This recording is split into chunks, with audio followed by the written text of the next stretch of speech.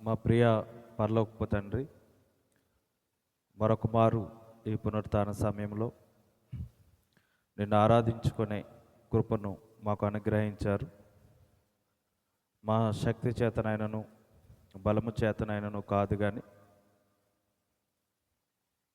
నీ ఆత్మ ద్వారానే నీ కార్యములు మేము చేయగలుగుతున్నాం. మా పరలోకపు తండ్రి, వాక్యమై ఉన్న దేవ, నీవు మాతో మాట్లాడమని, ఈ సమయంలో ఆరాధనకు యోగ్యుడవు, ఆరాధనీయుడవు, పూజనీయుడవు, లోకరక్షకుడైన నజరేయుడైన యేసుక్రీస్తు వారి నామములో బ్రతిమాలు వేడుకుంటున్నాను పరమ తండ్రి, ఆమేన్. దేవాతి దేవుడు, నిజరక్షకుడు నజరేయుడైన యేసుక్రీస్తు వారి నామములో లవ్ అండ్ లైఫ్ మినిస్ట్రీస్ అట్రీతిగా ఆరాధనలో పాలు పంపులు పొందిన దేవుని బిడ్డలకు, సంఘ బిడ్డలైన మీ అందరికీ కూడా నా హృదయపూర్వక వందనాలు. ఈ సమయంలో ఒక దైవజనుని గురించి ఒక పుస్తకంలో ఇటు రీతిగా రాయబడింది. చార్లెస్ స్పర్జన్ గారు గొప్ప దైవజనుడు, ప్రసంగాల గ్రంథకర్త. ఆ దైవజనునితో దేవుడు ఇలా మాట్లాడుతూ ఉన్నాడు.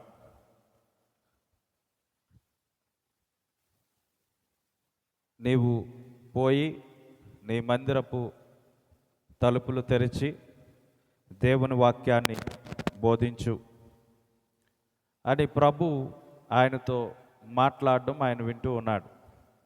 ఆ సమయంలో ఆయన తన చర్చికి వెళ్ళి చర్చి తలుపులను తీసి ఆయన వాక్యాన్ని బోధిస్తున్నాడు.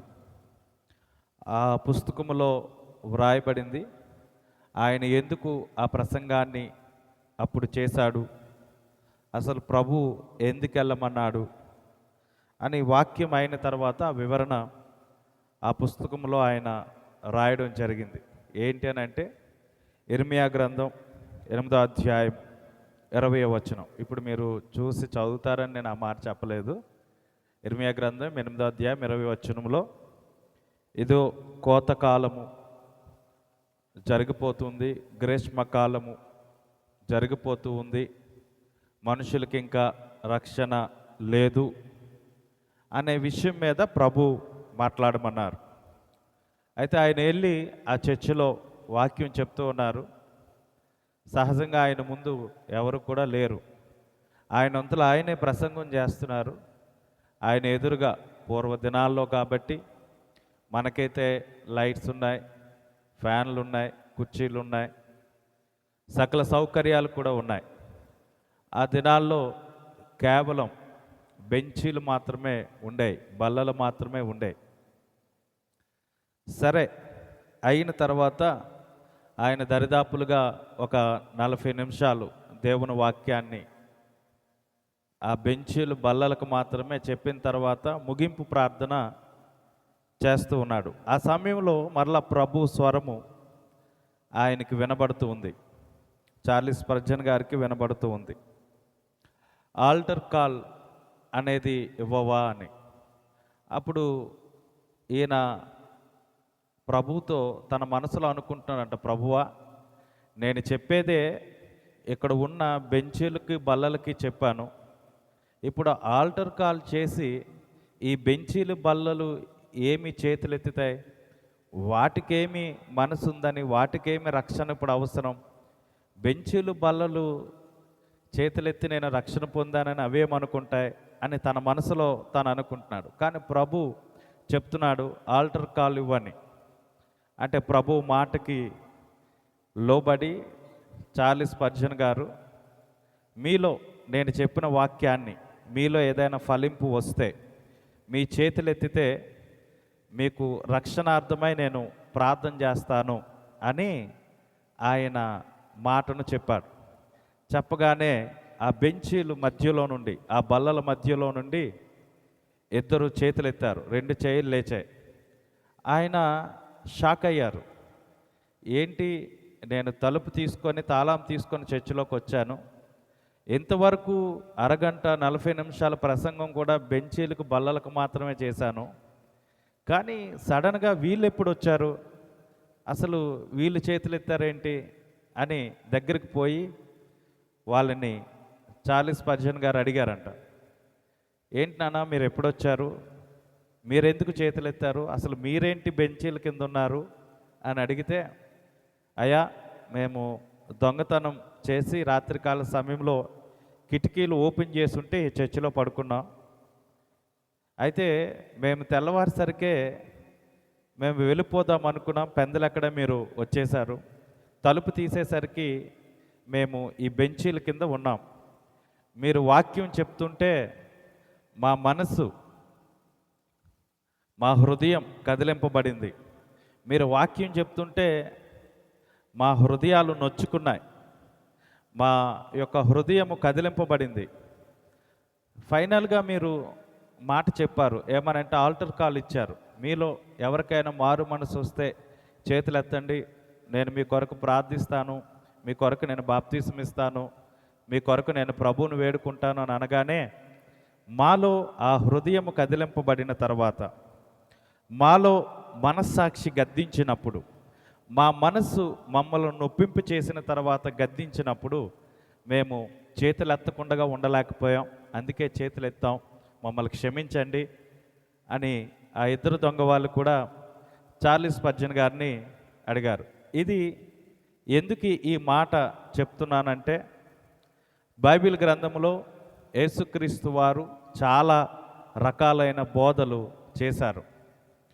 మనకి ఆదివారం వచ్చేసరికి ఒక 2 పాటలు అయ్యి, ఎవరో సాక్ష్యం చెప్పి, మరొకరెవరో పాట పాడి, మరొకరెవరో సాక్ష్యం చెప్పి, 2-3 ప్రార్థనలు చేసిన దేవుని మందిరం పక్కనున్నా సరే మన మనస్సాక్షి గద్దించదు దేవుని మందిరానికి వెళ్ళాలని.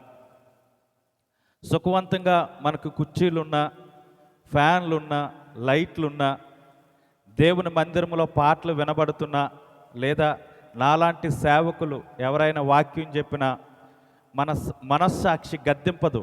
దేవుని మాటలు వినబడుతున్నాయి, మనం ఆ మాటలు వినాలని. ఎందుకనంటే మనకు కలిగినదే మనం చూసుకుంటాం. అంటే మనకేదైతే అనుకూలమైన మాటలు ఉన్నాయో బైబిల్ గ్రంథంలో చెప్పేవారైనా వినేవారైనా మనకి అనుకూలమైన మాటలనే మనం తీసుకుంటాం. మనకి అనుకూలం లేని మాటలను మనం పక్కన పెట్టేస్తున్నాం. ఈ మధ్యకాల సమయంలో బోధకులైనా విశ్వాసులైనా మనస్సాక్షి మనల్ని గద్దిస్తే దేవుని మాటలు వినడానికైనా, దేవుని వాక్యాన్ని చదవడానికైనా, సమయానికి వెళ్ళడానికైనా, దేవునితో గడపడానికైనా, దేవుని ప్రజలతో గడపడానికైనా మనకి ఇష్టపడతాం. దేవుని మాటలు వింటూనే ఉన్నట్టు ఉంటాం, బయటికి భక్తి కలిగినట్టు వారుగానే ఉంటాం. మళ్ళా ఆ దేవుని మాటలు అయిన తర్వాత మన జీవితంలో యథాస్థితిగా ఎప్పుడు లోకములో బ్రతుకుతున్నట్టుగానే శరీరాశ, నేత్రాశ, జీవపు డంబము మనలో నిలిచిపోతూ ఉంది. ఏంటి అలా నిలిచిపోతుంది అని అంటే దానికి కారణం ఏంటి అని అంటే మన మనస్సాక్షి మనలను గద్దించడం లేదు. వాక్యం వింటున్నాం కానీ సినిమాలు చూస్తున్నాం, మన మనస్సాక్షి గద్దించలేదు. వాక్యం వింటున్నాం కానీ సినిమా పాటలు వింటున్నాం, మన మనస్సాక్షి గద్దించలేదు. అయితే దేవుడు ఎప్పుడూ కూడా మనల్ని ప్రేమించేవాడు. ఆయనలో ఏ అపరాధము లేదు, ఆయనలో ఏమాత్రము ద్వేషం లేదు, ఆయనలో ఏమాత్రము అపవిత్రత లేదు. మనల్ని కొట్టాలనుకుంటే, మనలను నింద మోపాలి అంటే, మనలను పాడు చేయాలి అని అనుకుంటే ఆయన మాత్రమే వీటన్నిటికీ సమర్థుడు. ఎందుకంటే ఆయనలో ఏ మలినము లేదు కాబట్టి. కానీ ఎప్పటికైనా మన జీవితంలో మన మనస్సాక్షి మనలను గద్దిస్తుంది అనే నిర్ణయంతో ప్రభు మన జీవితాలను, మన కాల పరిమితిని మనకి వదిలేస్తున్నాడు. కాబట్టి ఎందుకు ఈ మాట నేను ఇన్నిసార్లు చెప్పాను అంటే, వాక్యం వింటున్నా నీవు నేను, పాటలు పాడుతున్నా నీవు నేను, సాక్ష్యాలు చెప్తున్నా నీవు నేను, మందిరాలకు వెళుతున్నా నీవు నేను, ఏదొక రోజు మన మనస్సాక్షి గద్దించాలి. మనస్సాక్షి గద్దించలేనంటే క్రైస్తత్వం, మనస్సాక్షి గద్దించలేనంటే క్రైస్తవుడిగా మనం ఉంటే మనలో ఎలాంటి చలనము లేనట్టే, మృతముతో సమానము అని చెప్పడానికి ఏమాత్రము సంకుచితం లేదు. లవ్ అండ్ లైఫ్ మినిస్ట్రీస్ ద్వారా వాక్యాన్ని వింటున్న ప్రియ శ్రోతలకు, అట్రీతిగా సంఘ సభ్యులకు కూడా ఈ రాత్రి మన జీవితంలో మన మనస్సాక్షి గద్దించే క్రైస్తవులుగా ఉన్నామా, లేదా యథాస్థితిగా మనం బ్రతికేవారుగా ఉన్నామా అనేది ఈ వాక్య పఠనం ద్వారా మనం నేర్చుకుందాం. రండి, యేసు ప్రభు వారు ఈ భూలోకములో ఉండేటప్పుడు యోహాను సువార్త 8వ అధ్యాయంలో ఉన్న కొన్ని వచనాలు 11 వచనాల వరకు మనం కొన్ని నిమిషాలు వాక్య ధ్యానము చేసుకుందాం. అయితే ఇది చాలా సుప్రతమైనది. ఎందుకనంటే చాలా సందర్భాల్లో చాలామంది సేవకులు ఇట్టే ఈ మాటలు చెప్పేసి ఉంటారు. ఇట్టే చెప్పేయడమే కాదు, వాళ్ళకు నచ్చినట్టుగా కూడా ఈ బోధలు చేసేస్తూ ఉంటారు. అయితే ఈరోజు క్షుణ్ణంగా దాన్ని పరిశీలించి అసలు ఏంటి, అసలు ఈ కథలో ఉన్న సన్నివేశం ఏంటి, ఆయన ముందు ఎదుర్కొనే ఈ పరిస్థితి ఏంటి అనేది ఒకసారి మనము ఆలోచన చేద్దాం. క్రమముగా పద్ధతిగా ఈ 10 వచనాలను మనం ధ్యానం చేసుకుందాం కొన్ని నిమిషాలు. 8వ అధ్యాయము 1వ వచనం, యేసు ఒలీవల కొండకు వెళ్ళెను. ఈ మాట విన్న వారిలో ఎవరికైనా, ఇటు క్రైస్తవులకైనా అటు అన్యులకైనా, ఒలీవ కొండకు వెళ్ళును అనగా అది ఒక ఆహ్లాదకరమైన ప్రదేశం. చూడండి, మన విశాఖపట్నంలో కానీ లేదా కొన్ని ప్రాంతాలకు కానీ కొన్ని ఆహ్లాదకరమైన ప్రాంతాలు ఉంటాయి. విశాఖపట్నంలో బీచ్కి వెళ్ళాలి, లేదా జూ పార్క్కి వెళ్ళాలి, లేదా కొన్ని ప్రకృతి సంబంధమైన చూడతగిన ఆహ్లాదకరమైన ప్రాంతాలు ఉన్నాయి. అయితే ఈ మాట నీవు నేను కూడా చదవగానే యేసు ఒలీవల కొండకు వెళ్ళును అనగానే మనకేమీ అర్థం కాదు. ఇది ఆహ్లాదకరమైన ప్రాంతమేమో, ఆయన సుఖభోగాలను అనుభవించే స్థలమేమో అని మనం అనుకోవచ్చు. కాదు, బైబిల్ గ్రంథాన్ని చదివినప్పుడు చాలా క్షుణ్ణంగా మనం నేర్చుకోవలసిన విషయాలు చాలా ఉంటాయి. ఏంటి అనంటే పైన 7వ అధ్యాయం 53వ వచనం ఆఖరి వచనాన్ని చదవండి. అంతటా ఎవరి ఇంటికి వారు వెళ్ళిరి. ఆల్రెడీగా 7వ అధ్యాయం 52వ వచనం వరకు ఒక మీటింగ్ జరిగింది. అక్కడ చాలామంది ఉన్నారు, వారితో పాటు యేసు ప్రభు వారు కూడా ఉన్నారు. అయితే ఆ మీటింగ్ అయిపోయింది, ఆ కూటమి అయిపోయింది, అక్కడ ఉన్న సంభాషణ అయిపోయింది. అయిపోయిన తర్వాత 53వ వచనంలో ఎవరింటికి వారు వెళ్ళిపోయారు, ఎవరి గృహాలకు వారు వెళ్ళిపోయారు. అయితే యేసుక్రీస్తు వారు మాత్రం ఆయనకి ఇల్లు లేదు. అందుకే ఒక దగ్గర ఒక మాట రాయబడింది, బోధకుడా నువ్వు చాలా మాటలు చెప్తున్నావు, విచిత్రమైన ప్రసంగాలు చేస్తున్నావు, నేను నీతో పాటు వెంబడించాలని నేను అనుకుంటున్నాను, కాబట్టి నువ్వు ఎక్కడికి వెళితే అక్కడికి నేను కూడా రావాలనుకుంటున్నాను, మరి నువ్వు ఎక్కడుంటావో చెప్తావా, నీ అడ్రస్ చెప్తావంటే అప్పుడు యేసుప్రభు వారు నాకు ఆధారే లేదురా బాబు, ఎందుకు అనంటే ఆకాశ పక్షులకు గూళ్ళున్నాయి, నక్కలకు బొరియలున్నాయి, కానీ మనిషి కుమారుడు తలవాల్చడానికి మాత్రము స్థలము లేదు అని క్లియర్గా చెప్పాడు. అంటే ఆయన ఈ లోకములో చాలా పేదవాడే కాదు, పేదవాడన్న మాట కాదు, నిజంగానే పేదవాడు. ఎందుకంటే ఆయన మన కొరకు దరిద్రుడాయను, మనలను ధనవంతులకు చేయుటకు ఆయన మన దారిద్రాన్ని ఆయన మీద పెట్టుకున్నాడు. కాబట్టి అందుకే యేసుక్రీస్తు వారు మీటింగ్ అయిన తర్వాత ఆయన ఉండడానికి ఇల్లు లేదు కాబట్టి ఆయనతో పాటు తన శిష్యులను కూడా ఒలీవ కొండకు తీసుకొని వెళ్ళిపోయాడు. ఒకవేళ బహుశా ఆయన కొండ ఎక్కడం అంటే మనం పక్క లైన్లోకి వెళ్ళి ఎలాగైతే మన అవసరం ఉందో అలా వెళ్ళి మళ్ళా ఇలా వచ్చేసినట్టుగా ఆయన కొండ ఎక్కడం అంటే పక్క స్ట్రీట్లోకి వెళ్ళి వచ్చేసినంత సునాయాసంగా ఆయన కొండ ఎక్కేసి ఉంటాడు. కొంత దూరం వెళ్ళిన తర్వాత 12 మంది శిష్యులు అని ఉంటాడు, మీరు ఇక్కడ నిలిచి ఉండండి, నేను కాస్త పైకి వెళ్ళి నేను నా తండ్రితో మాట్లాడుకుంటూ ఉంటాను అన్నాడు. కటిక చీకటి, రాళ్ళు, రెప్పలు, ఒకవేళ ఆయన పడుకొని ఉండవలసి వస్తే ఆ చెట్ల కొమ్మలను తీసి ఆయన ఒక చిన్న పరుపులాగా వేసుకొని ఒక రాయి తెచ్చుకొని తలగడగా చేసుకొని ఆయన రాత్రి ఆ ఒలీవ కొండ మీద పడుకొని ఉంటాడు. ఇది నేను నమ్ముకున్న, నేను బోధిస్తున్న నా యేసయ్య జీవితం. అయితే దేవుని బిడ్డలారా, ఈరోజు మన జీవితంలో చాలా సందర్భాల్లో సుఖ జీవితాలు దేవుడు మనకిచ్చాడు. ఇలాంటి సమయాల్లో, ఇలాంటి పరిస్థితుల్లో మనము దేవుని ప్రార్థనలకు వెళ్ళాలన్నా, దేవుని మందిరాల్లో కూర్చోవాలన్నా, దేవుని మాటలు వినాలన్నా అన్ని సౌఖ్యంగా ఉన్నా సరే మనం దేవుని మాటలు వినం. ఎందుకనంటే మన మనస్సాక్షి మనల్ని గద్దించదు. ఏంటో తెలుసా?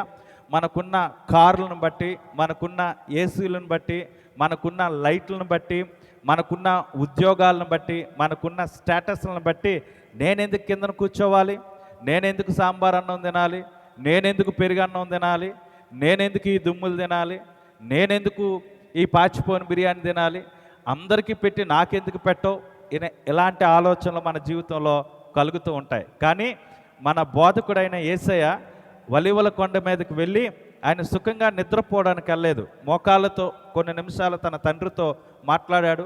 కాస్త ఆయన పడుకునే సమయం వస్తే, ఒకవేళ పండుకొని ఉంటే కొన్ని రొమ్మలను ఆకులను తీసుకొని ఆ నేల మీద వేసుకొని ఒక రాయిని తీసుకొని తలగడగా చేసి కాసేపు పడుకొని ఉంటాడు, ఒకవేళ పడుకోవలసి వస్తే. రండి 8వ అధ్యాయం 1వ వచనంలో, యేసు ఒలీవ కొండకు వెళ్ళెను. తెల్లవారుగానే యేసు తిరిగి దేవాలయంలోకి రానగా. ఇక్కడ చాలా జాగ్రత్తగా ఆలోచించండి. యేసుక్రీస్తు వారు మీటింగ్ అయిన తర్వాత ప్రజలందరూ ఎవరింటికి వాళ్ళు వెళ్ళిపోయారు. కానీ ఈయన ఒలీవ కొండ మీదకి వచ్చాడు. తెల్లవారుగానే అనగానే తెల్లవారుజామున, అంటే యూదుల ఆచార ప్రకారంగా పూర్వ దినాల్లో మనకి తెల్లవారు అనగా కోడి కూయకు మునిపే. అంటే ఆ దినాల్లో అల్లారాలు లేవు, గడియారాలు లేవు, సమయం ఎంతో మనకు తెలియదు.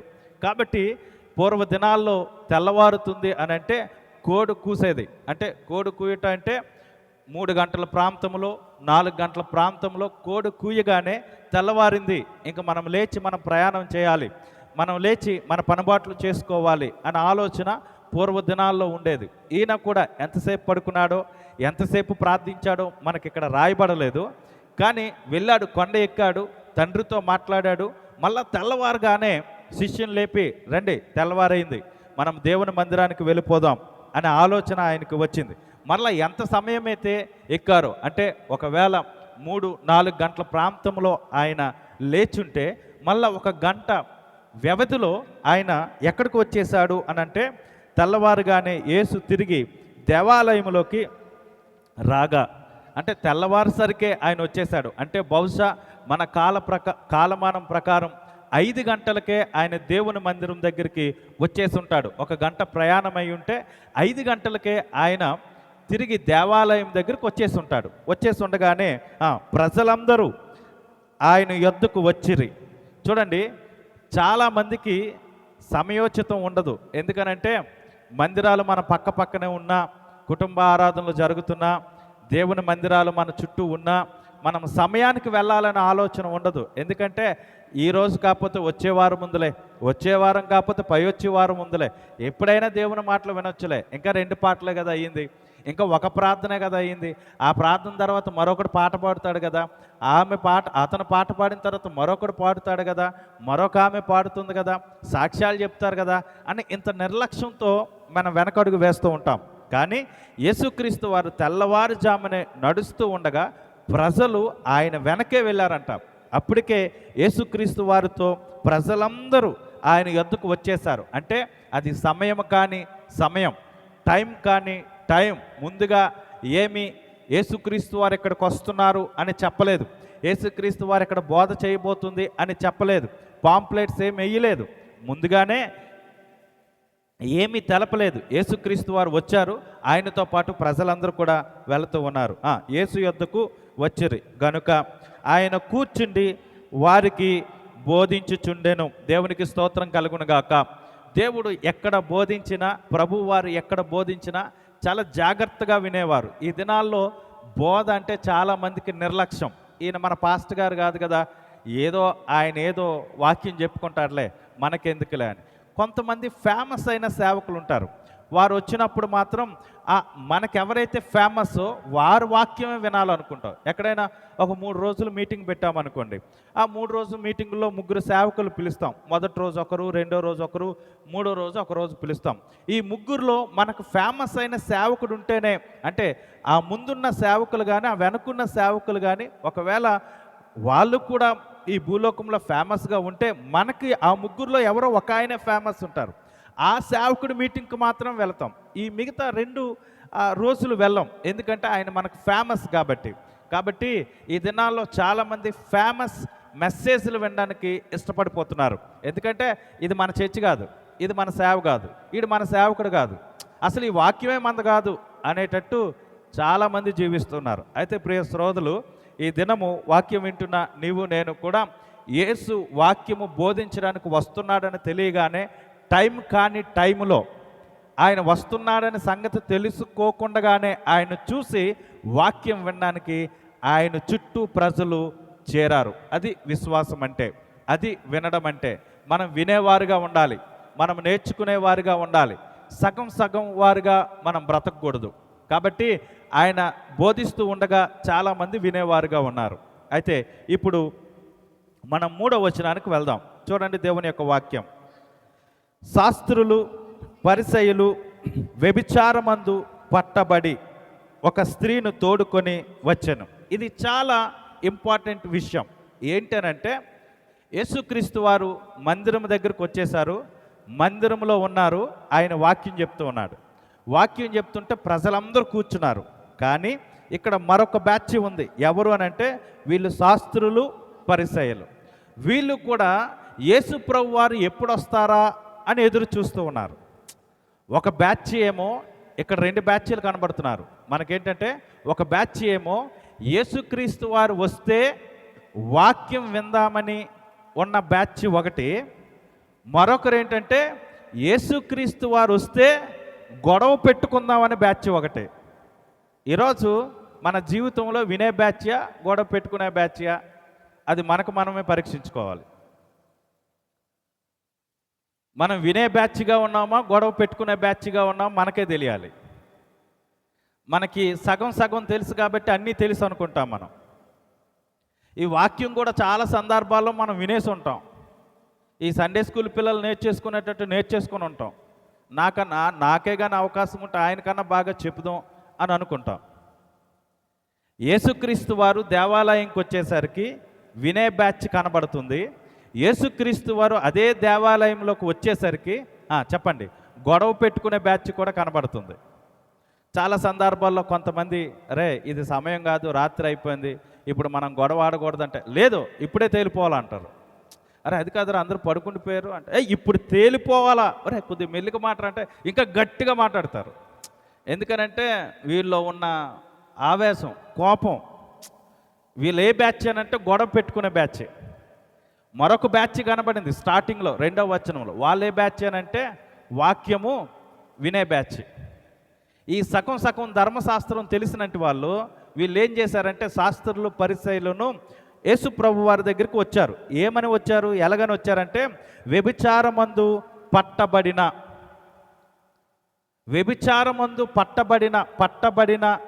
ఒక స్త్రీ అంటే ఇట్స్ ఎ లైవ్.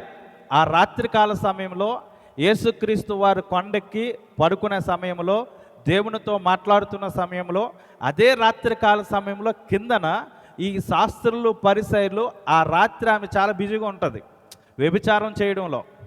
ఆమెను పట్టుకున్నాడు. అంటే వ్యభిచారం చేయబడ్డం అంటే ఇద్దరిని పట్టుకోవాలి, ఒక స్త్రీ ఒక పురుషుణ్ణి పట్టుకోవాలి. కానీ ఇక్కడున్న సంగతి ఏంటంటే పురుషుణ్ణి వదిలేశారు, స్త్రీని మాత్రమే పట్టుకున్నారు. సరే లైవ్ దొరికిపోయింది అలాగా. అందుకే వాళ్ళు చెప్పడం కూడా ఏం చెప్పారంటే వ్యభిచారమందు పట్టబడిన ఒక స్త్రీ. అట్స్ లైవ్. ఆమె చేస్తూ ఉండగా, వ్యభిచారం చేస్తూ ఉండగా శాస్త్రులు పరిసయ్యులు పట్టుకున్నారు ఆమెని. ఇది సత్యం, వాళ్ళు చెప్పింది నిజమే. కాబట్టి ఆమెను పట్టుకొని ఏం చేశారనంటే తీసుకొని వచ్చారు. తీసుకొని వచ్చి ఆమెను మధ్యలో నిలబెట్టి, బోధకుడా ఈ స్త్రీ వ్యభిచారము చేయుచుండగా పట్టబడిను. ఆగండి, ఇక్కడ ఏమన్నాడంటే శాస్త్రులు పరిసయ్యులు, యేసయ్యా నువ్వు చాలా విషయాలు చెప్తున్నావు, ఓకే బాగానే ఉంది, కానీ ఈ ఉదయకాల సమయంలో నీకు ఒక ప్రశ్న ఏంటనంటే ఈమె రాత్రి వ్యభిచారం చేస్తూ ఉండగా పట్టబడింది, మేము పట్టుకొని తీసుకొచ్చాం, ఈమె మీ మధ్యన నిలబెట్టాం. ఇప్పుడు నువ్వు చెప్పవలసింది ఏంటనంటే ఈమె వ్యభిచారం చేస్తుండగా మేము తీసుకొచ్చాం కాబట్టి ఈ వ్యభిచార స్త్రీని నీ ముందు నిలబెట్టాం, అట్టి వారిని అన్నాడు. ఎట్టి వారిని? అట్టి వారిని అన్నాడా, అట్టి దానిని అన్నాడా? అట్టి వారిని. వారిని అంటే బహువచనమా ఏకవచనమా? బహువచనం. కానీ ఇప్పుడేం చేయబడ్డారు? అట్టి వారిని కాకుండా అట్టి దానిని అనే మాట ఇక్కడ రాయబడలేదు. అంటే వ్యభిచారం చేస్తున్నప్పుడు ఇద్దరిని తీసుకొచ్చి నిలబెట్టాలి. కానీ ఇక్కడ ఏం చేశారంటే ఒక్కతను మాత్రమే నిలబెట్టారు. వారు మాట్లాడిన మాటలో కూడా క్లారిటీ ఉంది. ఏమనంటే అట్టి వారిని రాళ్ళు రువ్వి చంపవలనని ధర్మశాస్త్రంలో మోషే మనకు ఆజ్ఞాపించిన కదా. వీళ్ళు ఎక్కడికి వెళ్ళిపోయారంటే ధర్మశాస్త్రంలోకి వెళ్ళిపోయారు, మోషే ప్రసంగంలోకి వెళ్ళిపోయారు. ఈ శాస్త్రులు పరిసయ్యులు బ్యాచ్ ఏంటనంటే వీళ్ళు యేసు ప్రభువుని ఎలాగైనా యేసు ప్రభుతో గొడవ పెట్టుకోవాలి. వీళ్ళేంటంటే సగం సగం నాలెడ్జి, సగం సగం ప్రసంగాలు. ఒకవేళ అదే స్థాయిలో యేసు ప్రభు గారి స్థానంలో ఒకవేళ నేను పెద్ద మనిషిగా ఉండి ఒకవేళ వాళ్ళు నన్ను అడిగారు అనుకో, ఏం చేద్దాం వ్యభిచారం మందు పట్టబడిన స్త్రీ అని అంటే సహజంగా మనం ఏమంటామంటే వ్యభిచారం చేస్తే ఒకరే చేయరు కదా, ఇద్దరు చేయాలి. ఈమెను తీసుకొచ్చారు, ఆడేడి, ఆడిని తీసుకురండి ముందు. ఆడిని తీసుకొస్తే అప్పుడు మనం ఏం చెప్పాలో చెప్దాం అంటారు. ఇది సహజమైన నిర్ణయం, సహజమైన తీర్పు. కానీ యేసు ప్రభు వారు మనలాగా తొందరపడే వ్యక్తి కాదు, మనలాగా ఆలోచన లేనట్టు వ్యక్తి కాదు, మనల్ని రెచ్చగొట్టే వ్యక్తి కాదు. మనం ఏమనకపోయినా రెచ్చిపోతూ ఉంటాం చాలా విషయాల్లో. మనం రెచ్చిపోవడం ఎక్కువ, ఊరకనే రెచ్చిపోతూ ఉంటాం, ఊరకనే మాట్లాడేస్తూ ఉంటాం. కానీ యేసు ప్రభు వారు అలా కాదు. ఆయన పేదవాడు, రెండోది ఆయన దీనుడు, ఆలోచించేవాడు కూడా. ఆయనకి ఇల్లు లేదు అందుకే పేదవాడు. ఆయన దీనుడు, ఆలోచించేవాడు కూడా. అందుకే యేసుప్రభు వారు మాట్లాడుతుంటే నిశ్శబ్దంగా వింటున్నాడు. వీళ్ళు సగం సగం తెలిసినట్టు వీళ్ళు ఏం చేశారంటే మోషే దగ్గరికి వెళ్ళిపోయారు. ఇది ధర్మశాస్త్రంలో మోషే వ్రాయబడి ఉంది కదా, వ్యభిచారమందు పట్టబడినట్టు వారిని రాళ్లతో కొట్టాలని ఉంది కదా అని ప్రభువు వారిని ప్రశ్నిస్తూ ఉన్నారు. అయితే ఇప్పుడు యేసుక్రీస్తు వారి దగ్గరికి ఒక సమస్యను శాస్త్రులు పరిసయ్యులు తీసుకొచ్చారు. అయితే ఒక మాట చెప్పనా, వారి ఆలోచన ఏంటంటే యేసు ప్రభు వారిని సమస్యలో పెట్టాలనుకున్నారు. వారి ఆలోచన ఏంటంటే యేసు ప్రభు వారు ఏం చెప్తారు అని అనుకున్నారు. అసలు యేసు ప్రభు దీన్ని ఎలా పరిష్కారం చేస్తాడు? ధర్మశాస్త్రాన్ని గౌరవిస్తాడా, గౌరవించడా? ఈయనే తీర్పు చెప్తాడా, తీర్పు చెప్పడా? ఆయనని ఇరకాటంలో పెడదాం అనుకున్నారు. మనలో ఆలోచన, మన టెంప్టింగ్ ఎలా ఉంటుందంటే మనం ఎదటి వాళ్ళని ఇరకాటంలో పెట్టాలని ఆలోచన, ఎదటి వాడిని ఇరకాటంలో పెట్టి ఏం మాట్లాడుతాడు అని ఆలోచన. ఇక్కడ శాస్త్రులు పరిసయ్యులు కూడా అంతే. కానీ వినే బ్యాచ్ అంతా కూడా చాలా జాగ్రత్తగా వింటున్నారు. ఎవరు మాట్లాడుతున్నారు ఇన్ని వచనాల్లో అంటే కొట్లాటుకు వచ్చిన బ్యాచ్, గొడవ పెట్టుకోవడానికి వచ్చిన బ్యాచ్ మాట్లాడుతున్నారు. సార్ చెప్పండి సార్, ఏదో ఒకటి. వ్యభిచారం మందు పట్టబడింది, మేము తీసుకొచ్చాం, ఇప్పుడేమో ఇన్ని ప్రసంగాలు చేస్తున్నావు, నువ్వు పెద్ద మనిషిగా ఉన్నావు, ఇప్పుడు వ్యభిచారం మందు పట్టబడిన ఈ స్త్రీని రాళ్ళతో కొట్టాలా వద్దా, ఏదో ఒకటి చెప్పండి అని అడుగుతున్నారు. అయితే ఇజ్రాయేల్ ప్రజలను ఆ సమయంలో పరిపాలనించేటువంటి వారు రోమీలు. అయితే రోమీల పరిపాలనలో ఉంది, రోమా చక్రవర్తి చేతిలో ఉంది. కానీ ఆ పరిపాలనలో యేసుక్రీస్తు వారు అక్కడ జడ్జిమెంట్ ఇవ్వడానికి అవకాశం లేదు. ఎందుకనంటే ఇజ్రాయేల్ ప్రజలను పరిపాలించింది రోమా ప్రజలు కాబట్టి, ఈయన యూదుడు కాబట్టి యూదుడు జడ్జిమెంట్ ఇవ్వడానికి లేదు. ఒకవేళ ఆయన కొట్టొద్దు అన్నాడు అనుకోండి, రాళ్ళతో కొట్టొద్దు అన్నాడు అనుకోండి, ధర్మశాస్త్రాన్ని ఈయన గౌరవించలేనట్టే. కొట్టండి అన్నాడు అనుకోండి, రోమా సామ్రాజ్యానికి ఈయన గౌరవము ఇవ్వలేనట్టే. ఇది రెండు ఎరకాటమే. ఒక మాట ఉంటుంది కదా, ఏమనంటే ఎరక్కపోయి వచ్చాము ఇరుకుని పడ్డాము. చాలా సందర్భాల్లో ఎరక్కపోయి వెళ్ళి ఇరుకుని పడిపోతామంట, పెద్ద మనుషులుగా వెళ్ళంటి వాళ్ళు. కాబట్టి ఇప్పుడు వీళ్ళందరూ అనుకున్నారు యేసు ప్రభువుని ఎరకాటంలో పెట్టామని అనుకుంటున్నారు. కానీ అక్కడ రెండు సమాధానాలు. ఒకటి ఏంటంటే యేసు ప్రభు వారు చెప్పాలి, మీరు కొట్టండి అని చెప్పడానికి అవకాశం లేదు, కొట్టకండి అని చెప్పడానికి కూడా అవకాశం లేదు. ఎందుకనంటే చంపండి అని చెప్పడానికి అవకాశం లేదు, చెప్పొద్దు అని చెప్పడానికి అవకాశం లేదు. చంపొద్దు అన్నాడంటే ధర్మశాస్త్రానికి విలువ ఇవ్వలేనట్టే. చంపేయండి అన్నాడంటే ఇటు రోమా సామ్రాజ్యానికి విలువ ఇవ్వలేనట్టే. ఏ సమాధానం చెప్పినా అది యేసు ప్రభు వారికే చుట్టుకుంటుంది. అయితే మరేం చేద్దాం, ఈయన ఏం చెప్పలేడు, ఈయన మనకు దొరికిపోయాడు అని శాస్త్రులు పరిసయ్యులు యేసు ప్రభు వారిని తొందర పెడుతూ ఉన్నాడు. చూడండి అక్కడ ఆ మాటను. అట్టి వారిని 5వ వచనం, రాళ్ళు రువ్వి చంపవలనని ధర్మశాస్త్రంలో మోషే మనకి ఆజ్ఞాపించిన కదా, అయినను నువ్వేమి చెప్పుచున్నావని ఆయన అడిగిరి. అప్పుడు ఆయన ఏం చేశాడంటే ఇలాగూ అడిగిరి. అయితే యేసు వంగి 6వ వచనం, ఆయన మీద నేరము మోపవలనని ఆయన శోధించుచు ఇలాగూ అడిగిరి. ఏం చేస్తున్నారు చెప్పండి సార్, మీరు మౌనంగా ఉంటున్నారంటే ఏదో ఒకటి చెప్పండి, మీరు ఏదో ఒకటి చెప్పండి అని ఆయన మాటకి ఏం చేస్తున్నారంటే నేరము మోపవలనని. ఎవరి మీద చెప్పండి, ఎవరి మీద నేరం మోపాలనుకుంటున్నారు చెప్పండి, ఎవరి మీద నేరం మోపాలనుకుంటున్నారు? యేసు ప్రభు మీద. ఎందుకనంటే ఆయన చంపొద్దు అన్నాడు అనుకోండి, ధర్మశాస్త్రాన్ని ఏం చేసించినట్టు, గౌరవం లేనట్టే.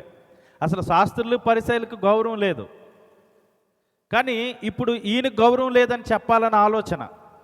ఒకవేళ చంపండి అని అంటే నువ్వెవడు చెప్పడానికి, నువ్వు యూదుడు కదా. ఇప్పుడు పరిపాలన చేస్తున్నది ఇశ్రాయేల్ని ఎవరు? రోమీలు కదా. రోమీలు చెప్పాలి కదా, రోమా సామ్రాజ్యం చెప్పాలి కదా, రోమాలో ఉన్న నాయకుడు చెప్పాలి కదా. నువ్వెవడు చెప్పడానికి? ఈ రెండు రకాలైనటి నెపాలు ఆయన మీద ఉన్నాయి, ఈ రెండు రకాలైనటి బాధలు ఆయన సిచ్యువేషన్ చూస్తూ ఉన్నాయి. అయితే ప్రభు ఎవరి మీద నేరము మోపేవాడు కాదు. రెండవదిగా ఆయనలో ఎవరిలో కూడా ఎటువంటి భేదాభిప్రాయాలను తీసుకొచ్చేవాడు కాదు. అందుకే ఇక్కడ ఏం చేయాలో ఆలోచన చేయక 6వ వచనం, ఆయన మీద నేరం మోపవలన ఆయన శోధించుచు ఇలాగో అడిగిరి. అయితే యేసు వంగి నేల మీద వ్రేలుతో ఏమో వ్రాయిచుండెను. ఇక్కడ చూడండి, యేసు ప్రభువారు ఈ సందర్భంలో ఏం చేస్తున్నారనంటే వంగి ఆయన వ్రేలుతో భూమి మీద ఏదో రాస్తూ ఉన్నాడు. చాలామంది ఈ వాక్యం చెప్పినప్పుడు సేవకులు ఏమనేవారనంటే, ఇదిగో ఎవరైతే రాయి పట్టుకొని వచ్చారో ఆ రాళ్ళు పట్టుకొని వేసేద్దామని అనుకునేటప్పుడు, ఇప్పుడు నేను ఉన్నాను అనుకోండి, నేను రాయేసేద్దాం అనుకుంటే యేసుప్రభు వంగేసి చెప్పండి నేల మీద ఏం రాసేస్తున్నాడు? నా పాపాలన్నీ కూడా అక్కడ రాసేస్తున్నాడు అని చెప్పుకొచ్చారు చాలామంది సేవకులు. కానీ ఇక్కడ ఏంటి విషయం అనంటే, యేసు వంగి నేల మీద వ్రేలుతో ఏమో వ్రాయిచున్నాడు. అసలు అక్కడ ఏమి రాస్తున్నాడో అది మనకు చెప్పకూడదు అనుకున్నాడు. అందుకే ఈ పరిశుద్ధాత్మ దేవుడు కూడా ఇక్కడ ఏమి రాస్తున్నాడో మనకు చెప్పలేదు. మనకు చెప్పకూడదు అనుకున్న దాన్ని మనం తెలుసుకోకూడదు, మనం కల్పించుకోకూడదు. అయితే ఆయన మౌనంగా ఉండడం వాళ్ళకి ఏమనిపించిందంటే 7వ వచనం, వారాయనను పట్టు వదలక అడుగుచుండగా, ఆగండి, పట్టు విడవక, తలెత్తి చూస్తున్నా, పట్టు విడవక. వాళ్ళు అనుకున్నారు ఈయన దొరికిపోయాడు, మాకు ఏం చెప్పాలో ఈయనకు అర్థం కావడం లేదు, ఈ టైంలో ఏదొకటి ఈయన్ని మాట్లాడిస్తే, బాగుంటుంది అని చెప్పి ఆయన రాస్తుండగా మౌనంగా వీళ్ళు మళ్ళా ఏం చేస్తున్నారంటే వారందరూ పట్టు విడవక వాళ్ళని ఏం చేస్తున్నారంటే వదలక వారిని మీరు ఏదో ఒకటి చెప్పండి అని పట్టు విడవక ఏం చేస్తున్నారు చెప్పండి, అడుగుచుండగా ఆయన తల ఎత్తి చూచి మీలో పాపము లేనివాడు మొట్టమొదట ఆమె మీద రాయ వేయవచ్చునని వారితో చెప్పి. ఆగండి, ఇక్కడ వారు చాలామంది వచ్చారు దేవాలయంలో వాక్యం వినే బ్యాచ్ ఒకటి ఉంది, వాక్యం చెబుతూ ఉంటే గొడవ పెట్టుకునే బ్యాచ్ మరొకటి ఉంది. వీళ్ళు శాస్త్రులు పరిచయాలు అప్పటికే 7-8 గంటల నుండి ఇది సాగుతూ ఉంది. అసలు ఏం చెప్తారు, మీరు ఏమనుకుంటున్నారు, మీరు ఏం చెప్పాలనుకుంటున్నారు, మీరు కొట్టమంటారా, మమ్మల్ని కొట్టమంటారా, మీరు చంపుతారా, మమ్మల్ని చంపమంటారా, మాట్లాడుతూ ఉన్నారు. అయితే వీళ్ళు ఏం చేశారంటే, ఈయన దొరికిపోయాడు ఈ సమయంలో, ఇప్పుడే ఏదో ఒకటి చెప్తాడు, ఈయన మీద ఏదో ఒక నేరం మోపొచ్చు అని 7వ వచనం పట్టు వదలకుండగా, చెప్పండి ఏ వదలకుండగా, పట్టు వదలకుండగా అడుగుచుంటే ఆయన తలెత్తి అన్నాడు, ఏనంటే మీలో ఎవడైనాను పాపం చేయలేనివాడు ఉంటే అన్నాడు. దేవునికి స్తోత్రం. చెప్పండి ఏమన్నాడు, మీలో పాపం చేయలేనివాడు ఎవడైనా ఉంటే అని. అంటే సినిమా కథ చెప్తున్నానని మీరు అనుకోవద్దు. సి నారాయణ రెడ్డి గారని కొన్ని సంవత్సరాల క్రితం ఆయన యూనివర్సిటీలో పనిచేశారు. ఆయన మంచి కవి కూడా, సి నారాయణ రెడ్డి గారు. పూర్వదినాల్లో ఆయన చాలా పాటలు రాశాడు. అయితే ఆయన బైబిల్ చదువుతూ ఉండగా ఈ మాట ఆయనకి ఎందుకో శ్రేష్టంగా అనిపించిందంట. సి నారాయణ రెడ్డి గారు బైబిల్ చదువుతుండగా ఈ మాట ఎందుకో శ్రేష్టంగా అనిపించిందంట. అనిపించి ఒక పాస్టర్ గారిని పిలిపించుకున్నారంట. పిలిపించుకొని నాకు యోహాను సువార్త 8వ అధ్యాయంలో ఉన్న విషయాన్ని నాకు చెప్పండి, ఒకసారి బోధించండి అని అంటే అప్పుడు చెప్పాడంట, ఇలా ధర్మశాస్త్రం ఉందండి, ధర్మశాస్త్రంలో సో అండ్ సో అంటే ఇలా రాళ్ళతో కొట్టి చంపబడి ఉంది, అది వాస్తవమే. కానీ పట్టబడినట్టు వారిద్దరు ఉంటారు, ఒక్కరుండరు కదా. కానీ అక్కడ యేసుప్రభు వారిని పట్టుకోవాలని, యేసుప్రభు వారి మీద నింద మోపాలని, యేసుప్రభుని ఎలాగైనా అవహేళన చేయాలని, యేసుప్రభు వారిని ఎలాగైనా ఇరకాటంలో పెట్టాలని అని అంటే అప్పుడు నారాయణ రెడ్డి గారు అన్నారంట, అంటే యేసుప్రభు ఎరక్కుపోయి వచ్చి ఇరుక్కుపోయాడా అని ఒక పాట కూడా రాశాడంట. ఆ పాట ఏ సినిమాలో ఉందంటే నేరం నాది కాదు ఆకలిది అని ఒక సినిమా ఉంటుంది. నేరం నాది కాదు ఆకలిది. ఈ సినిమా మీరు గూగుల్లో సెర్చ్ చేస్తే యోహాను సువార్త 8వ అధ్యాయంలో ఉన్న మాటని పాట రూపంలో పెట్టారు. యోహాను సువార్త 8వ అధ్యాయంలో ఉన్న మాటని పాట రూపంలో పెట్టారు. ఇది ఒకవేళ యూట్యూబ్లో చూస్తున్నట్టు వారు కానీ మీరు కానీ ఒకసారి సెర్చ్ చేసుకుంటే ఈ మాట ఉంటుంది.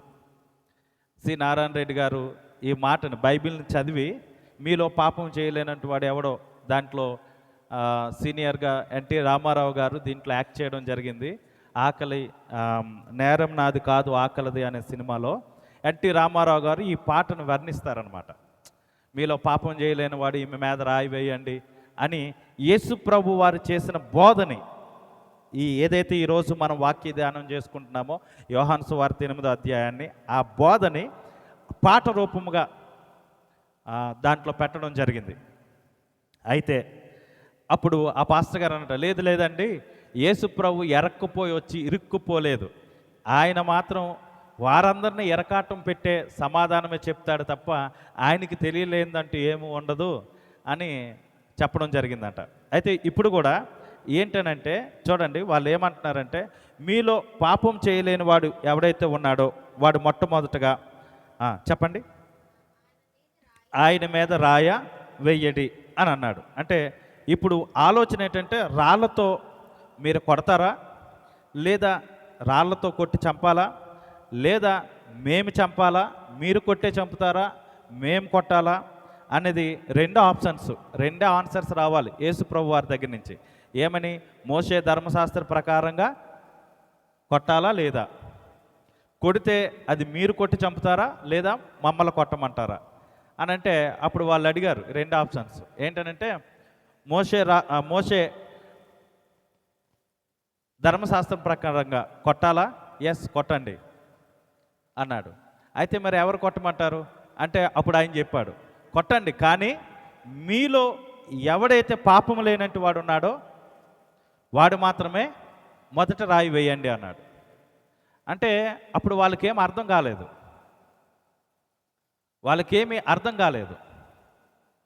అదేంటి కొట్టమన్నావు, కానీ కొట్టడానికి మేము రాళ్ళు పట్టుకొని వచ్చాం, కానీ మేము కొట్టేటప్పుడు మీలో ఎవడ పాపం చేయలేదో వాడే కొట్టండి అని అంటున్నారేంటి అని అంటే, ఒకవేళ మీలో ఏ దోషము లేకపోతే, మీలో ఏ పాపము లేకపోతే మీరు రాయి విసరండి అని అంటే అప్పుడు చూడండి 8వ వచనం, మరలా వంగి నేల మీద వ్రాయుచుండెను. యేసుప్రభు వారు మళ్ళా వంగి నేల మీద ఏదో రాస్తూ ఉన్నాడు. ఆ రాసిందేంటో అక్కడ ఉన్న వాళ్ళకే తెలుసు, కానీ మనకైతే తెలియదు. మనం కల్పించుకోవడానికి ఏమీ లేదు. అది ఆడి పాపం, ఈడి పాపం, ఆడి పాపం, ఈడి పాపం, అదే రాసేస్తున్నాడు అని చెప్పుకోవడానికి ఏమీ లేదు.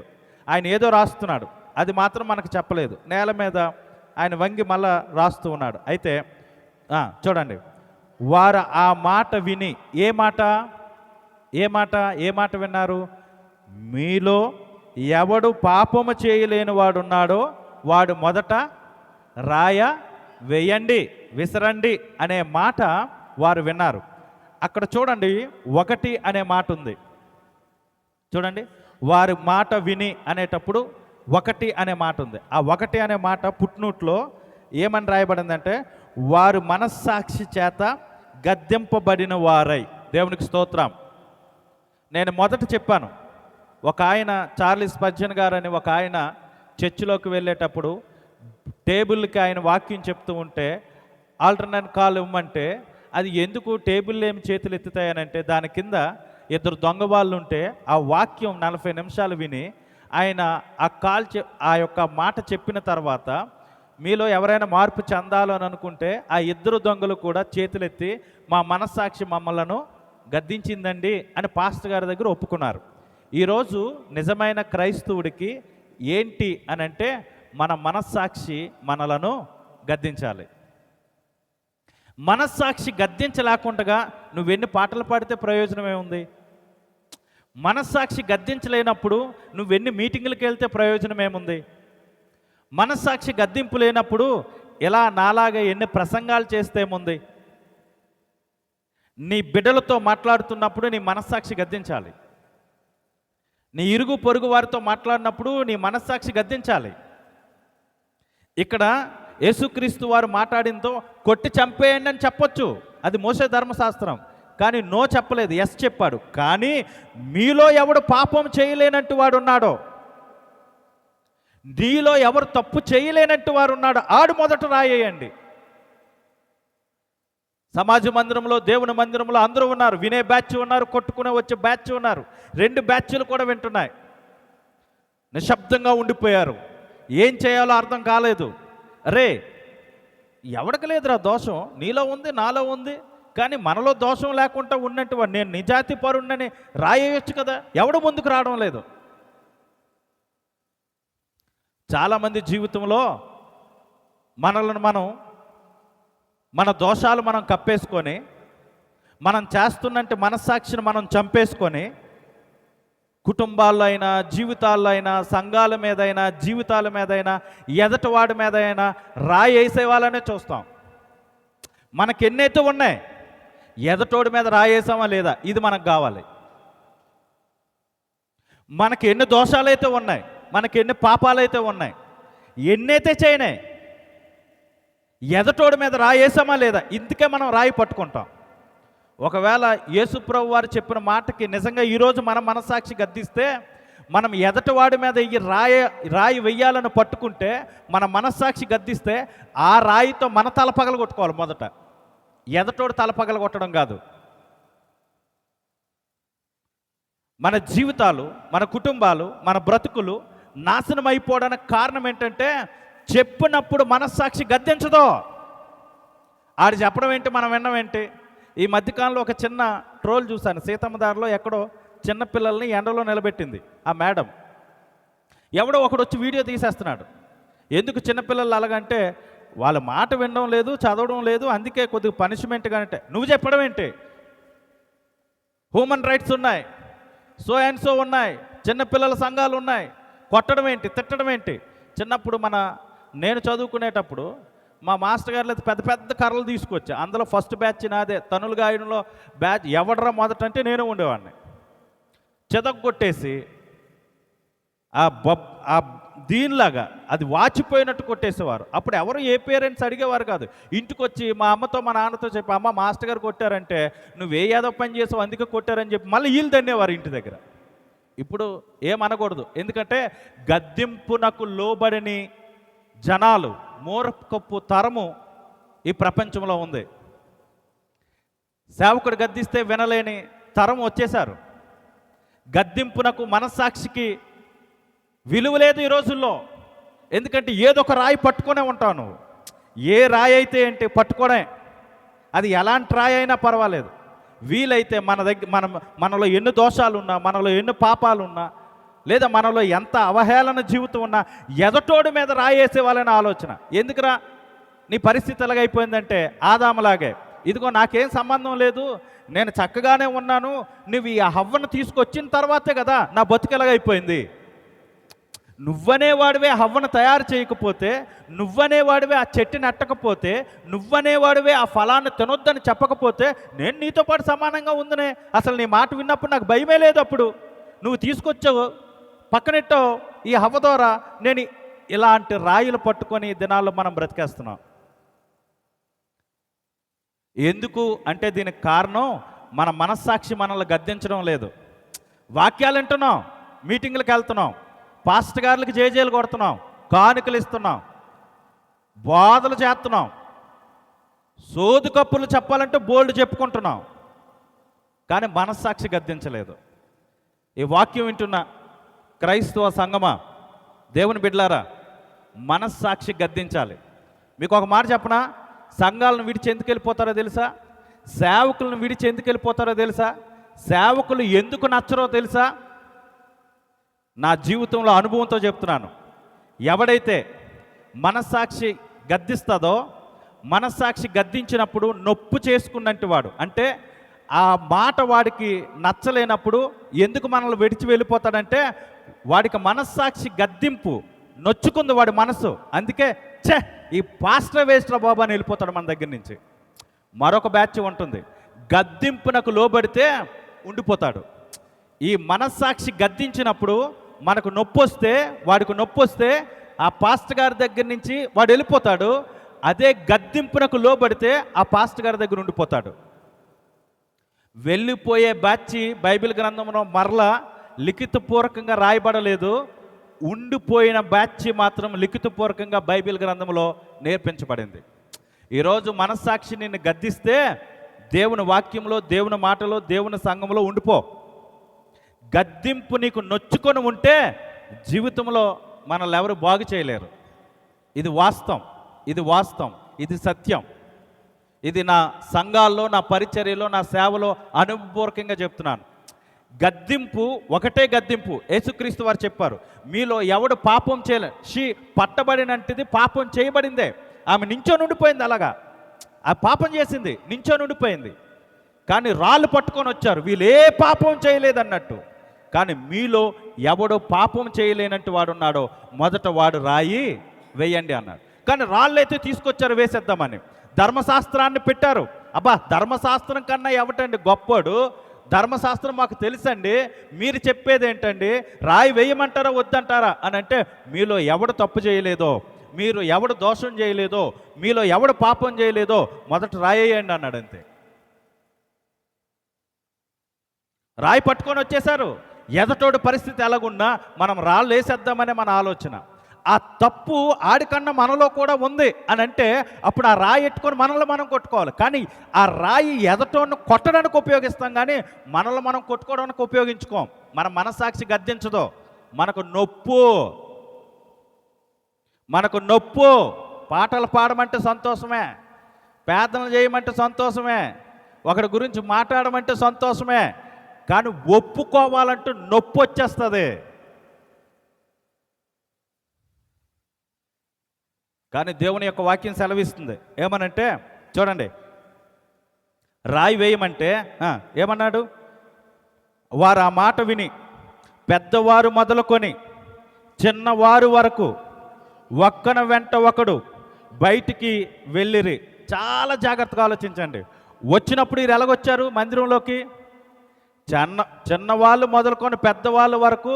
పెద్దోడు పెద్ద రాయి పట్టుకొని వచ్చి ఉంటాడు, చిన్నోడు చిన్న రాయి పట్టుకొని, వాడి శక్తి కొలిది రాయిలు పట్టుకొని వచ్చారు. ఒక్కసారిగా మందిరంలోకి వచ్చినప్పుడు గుంపుగా వచ్చారు. కానీ ఏమైంది? వెళ్ళేటప్పుడు మాత్రం గుంపుగా వెళ్ళారా? లేదు. చెప్పండి, ఎలాగెళ్ళారు? ఒకన వెంట ఒకడు. గుంపుగా వెళ్ళిపోలేదు. ఎవడ పాపాలు వాడికి గద్దిస్తున్నాయి. వీడు ఈ మాట చెప్పాడు కానీ అసలు నాలో దోషం లేదనుకుంటున్నావా? ఉంది. ఒరే, నాలో దోషం ఉంది, నాలో పాపం ఉంది, నాలో దోషం ఉంది, నాలో పాపం ఉంది అని ఒక్కొక్కడు రాయి వదిలేసి వెళ్ళిపోయారు. ఒక్కొక్కడు రాయి వదిలేసి వెళ్ళిపోయాడు ఆ మాట విన్న తర్వాత. ఎందుకంటే వారికి మనస్సాక్షి గద్దించింది. వారికి ఆ మనస్సాక్షి గద్దింపు రాలేదు, వారికి ఆ మాట నొప్పి వచ్చింది, అందుకని వాళ్ళు వెళ్ళిపోయారు. కానీ మనస్సాక్షి గద్దించినంటే వ్యక్తి ఎవరో తెలుసా? పాపము చేయబడినంటే స్త్రీ. మనుకుంది ఏమనంటే, నిజమే కదా, నేను పాపిని, ఈయన లేకపోతే ఈ రాళ్లతో కొట్టడానికి నేను ఆహ్వానింపబడిన, నిజంగా నేను కొట్టబడినంటే దాన్నే, కానీ ఈరోజు నా మనస్సాక్షి గద్దించింది, నేను చేస్తున్నది పాపమని. వారు కొడితే నేను ఆ దెబ్బలు కాయడానికైనా నేను సిద్ధపడతానని ఆమె ఒప్పుకుంది. గద్దించబడి నిలబడింది, కానీ నిలబడలేకపోయారు. ఎందుకంటే వీళ్ళకు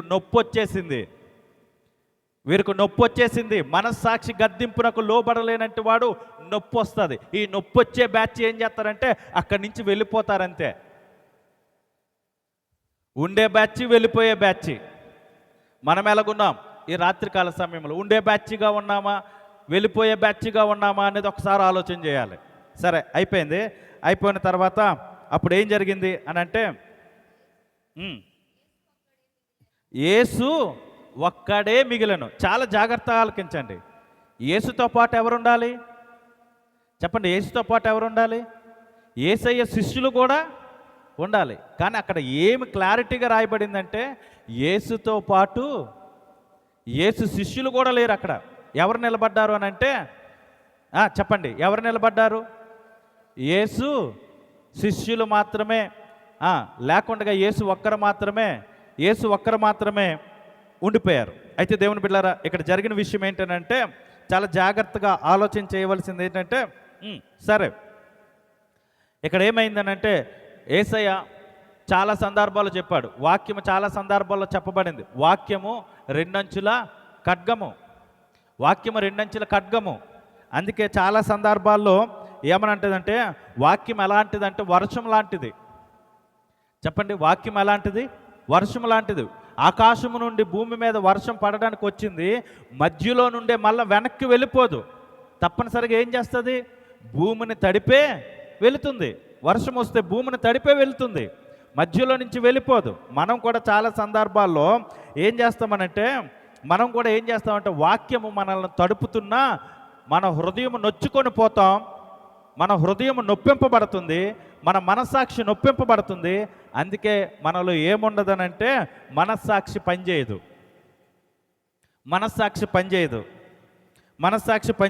అయితే వారు వచ్చినప్పుడు గుంపుగా వచ్చారు, వెళ్ళేటప్పుడు ఒక్కొక్కరుగా వెళ్ళిపోయారు. అయితే యేసయ్య మాత్రమే ఒంటరిగా ఉండిపోయాడు. ఆయనతో పాటు ఈ స్త్రీ కూడా ఒంటరిగా ఉండిపోయింది. అయితే ఇప్పుడు నేను చెప్పగలిగింది ఏంటనంటే, అక్కడ చాలా సందర్భాల్లో మన జీవితంలో కూడా చాలా సందర్భాల్లో ఒంటరి జీవితం, ఒంటరి బ్రతుకు, కులం లేకపోవచ్చు, కుటుంబం లేకపోవచ్చు, సంఘం లేకపోవచ్చు, ఆదరించేవారు లేకపోవచ్చు. మనకు కూడా చాలా సందర్భాల్లో వీళ్ళందరి మధ్య మనం ఒంటరిగా ఉండిపోయాం అనే ఫీలింగ్స్ మనకు కూడా రావచ్చు. కానీ ప్రభు ఒంటరిగా ఉన్నవాడిని ఆయన విడిచిపెట్టేవాడు కాదు. ఒంటరి వాడే 1000 మందితో సమానం అని అన్నాడు. ఎప్పుడో తెలుసా? మన మనస్సాక్షి గద్దించినప్పుడు. మనం ఆయనతో ఉండేటప్పుడు మనం అనుకుంటాం వాడు ఒక్కడే, వాళ్ళొక్కరే ఏం చేస్తారు. మనం కూడా ఒక్కొక్కసారి నేను ఒక్కడనే ఏం చేయగలను నేను. మన మనస్సాక్షి గద్దిస్తే మనం దేవునితో, అందరూ వెళ్ళిపోయారు కానీ పాపముతో చేయబడిన వచ్చిన స్త్రీ మాత్రం ఒంటరిగా నిలబడిపోయింది. యేసుక్రీస్తు వారు కూడా అక్కడ ఒంటరిగా ఉండిపోయారు. చాలా జాగ్రత్తగా ఆలోచించేయండి. అయితే చాలా సందర్భాల్లో కలిసి చెడిపోవడానికి అవకాశం ఉంటుంది. కలిసి చెడిపోవడానికి చూడండి, కొంతమంది ఎవరైనా స్నేహితులు ఒక 10 మంది కలిశారనుకోండి, వాళ్ళు చెడిపోవడానికి అవకాశం ఉంది. ఎలాగా? స్మోకింగ్ చేసో, డ్రింకింగ్ చేసో, ప్యాకాటాడో, గంజాయి పుచ్చుకోనో వారు చెడిపోవడానికి అవకాశం ఉంది. కానీ విడిపోతే అంటే ఒంటరిగా ఉండేవాడు చెడిపోవడానికి అవకాశం ఉండదు. ఎందుకంటే వాడికి నిరాశ, నిస్పృహ వాడి జీవితంలో వెంటాడుతూ ఉంటుంది. వీళ్ళు కూడా గుంపు కూడి ధర్మశాస్త్రం తెలుసు అని ప్రభువారిని తప్పు పట్టాలని, ప్రభువారి మీద నపం మోపాలని వచ్చారు తప్ప వీళ్ళు కలిసి దేవుని మహిమను తెలుసుకోవడానికి రాలేదు. వినే బ్యాచ్గా రాలేదు, గొడవ పెట్టుకునే బ్యాచ్గా వచ్చింది వీళ్ళు. కానీ ఒంటరిగా ఉన్న దైవ దర్శనము, పాపాత్మురాలుగా వచ్చిన దేవుని కృప, పాపాత్మురాలుగా వచ్చిన దైవ దర్శనము పొందుకుంది. ఎవరంటే పాపము చేయబడిన స్త్రీ. ఎందుకు అనంటే ఆ టైంలోనే విత్ లైవ్లోనే ఆమె జీవితం ఏమైందనంటే ఏమైంది? తన మనస్సాక్షి గద్దింపునకు లోబడింది. తన హృదయం గద్దింపునకు లోబడింది. అయితే ఇప్పుడు నేను చెప్పగలిగింది ఏంటంటే, ప్రపంచంలో ఎవరైనా మనకి గౌరవం ఇవ్వచ్చు, ఇవ్వకపోవచ్చు. కానీ మన దేవుడు, మనం ఆరాధిస్తున్న దేవుడు, నీ స్థితి ఎలాగున్నా, నీ పరిస్థితి ఎలాగున్నా, నువ్వు కారులో తిరిగినా, సైకిల్ మీద తిరిగినా, ఒకవేళ కారులో తిరిగేవాడికి ఒక గౌరవం, సైకిల్ మీద తిరిగేవాడికి ఒక గౌరవం, బంగారాలు వేసుకునేవాడికి ఒక గౌరవం, మినిస్టర్లకి, ఎమ్మెల్యేలకి, సీఎంలకి ఒక గౌరవం, నార్మల్ పీపుల్కి ఒక గౌరవం ఈ భూలోకంలో పొందుతుంది. కానీ నేను ప్రకటిస్తున్న నా యేసయ్య మాత్రం ప్రతి వానికి ఒకే విధంగా గౌరవం ఇస్తాడు. అది నువ్వు సీఎం అయినా, పిఎం అయినా, నార్మల్ పర్సన్ అయినా.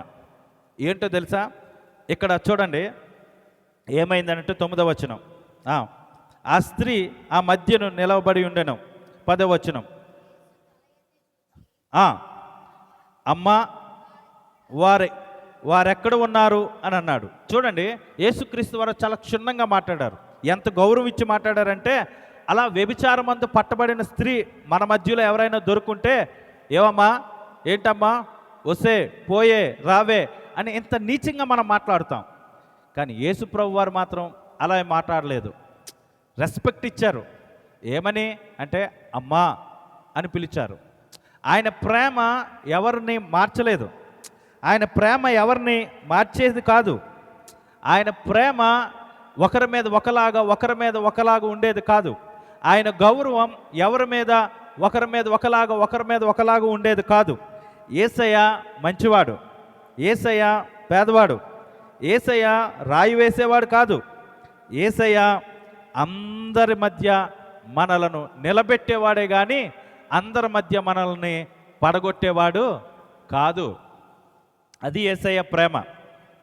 ఇంకొకడైతే హేళనగా మాట్లాడేవారు, కానీ యేసు ప్రభు అయితే అలా మాట్లాడలేదు.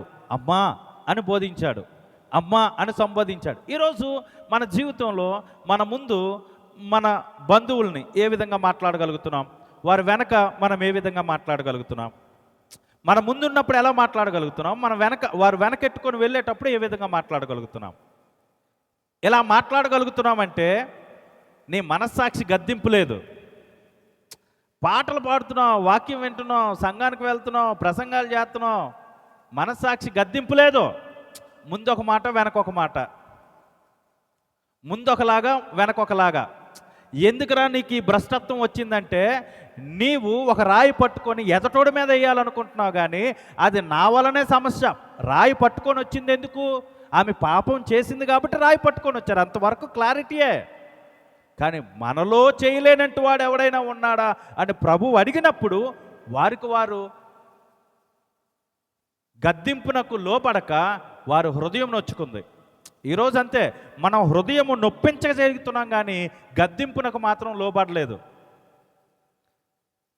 అందుకే అక్కడ చాలా చక్కగా ఏమనంటే గౌరవించాడు యేసయ్య. అమ్మా, ఎవరు నిన్ను శిక్షించలేదా అని అంటే, అప్పుడు ఆమె ఏం పలికిందో తెలుసా? ఈ వచనం చెప్పి నేను ముగిస్తాను.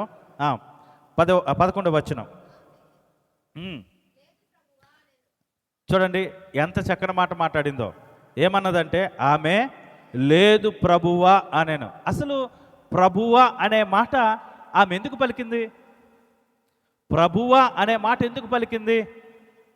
ప్రభువా అంటే దానికి అర్థం ఏంటంటే బోధకుడా, గురువు గారు, బోధించేవాడు. ఆమె కనువిప్పు కలిగింది.